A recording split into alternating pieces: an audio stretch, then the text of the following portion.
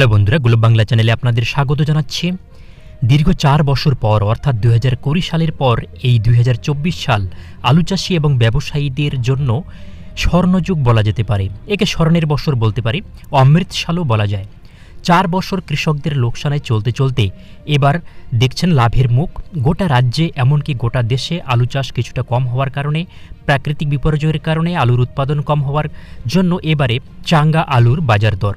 আলু ছাড়া অন্যান্য শাকসবজি এখন হাটে বাজারে সেঞ্চুরি পার করেছে। এতে কিন্তু আমরা সবজি চাষিদের দোষ দিতে পারি না, কারণ প্রাকৃতিক বিপর্যয়ে প্রকৃতির খামখেয়ালিপনা এর কারণে সবজির উৎপাদনে ঘাটতি রয়েছে।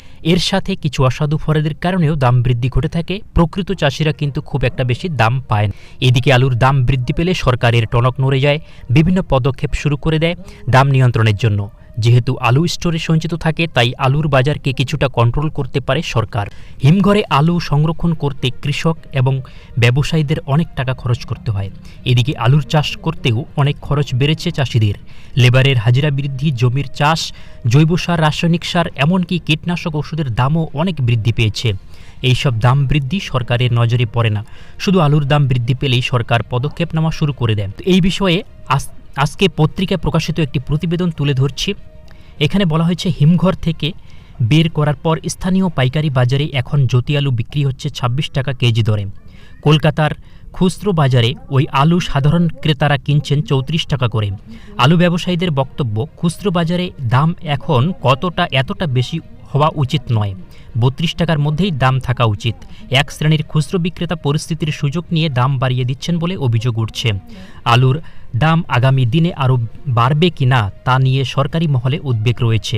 কৃষি বিপণন দপ্তরের সঙ্গে জড়িত বিশেষজ্ঞরা মনে করছেন, আলু নিয়ে সরকারিভাবে কিছু উদ্যোগ নেওয়া হয়েছে, তা না হলে দাম আরও বাড়তে পারে।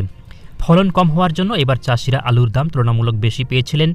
চাষিদের কাছ থেকে কেনা আলু 16 টাকা 17 টাকা কেজি দরে হিমঘরে মজুদ হয়েছিল।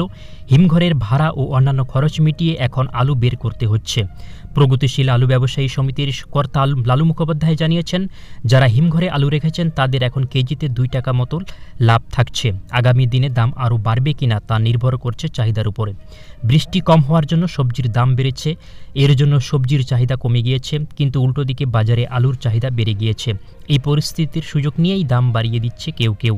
ভিন রাজ্যেও এখানকার আলু হিমঘর থেকে সরবরাহ করা হচ্ছে। গত বছরের তুলনায় এবার হিমঘরে বেশ কিছুটা কম আলু মজুত করা হয়েছে, তবে প্রায় 63 লক্ষ টন মজুত আলু রাজ্যের চাহিদা মেটানোর পক্ষে যথেষ্ট বলেই মনে করা হচ্ছে। তো এই মুহূর্তে উত্তরবঙ্গের দামের যে পরিস্থিতি সেটা আপনাদের একটু তুলে ধরবো আপনাদের সামনে। উত্তরবঙ্গে বেশিরভাগ জায়গায় আজকে এই মুহূর্তে যে রেট চলছে সেটা 200 প্যাকেটের বন্ডের দাম এই মুহূর্তে 1,95,000 থেকে 90 থেকে 95,000, অর্থাৎ 19 টাকা 50 পয়সা, 19 টাকা এর আশেপাশেই এই মুহূর্তে রয়েছে উত্তরবঙ্গে আলুর বাজার দর।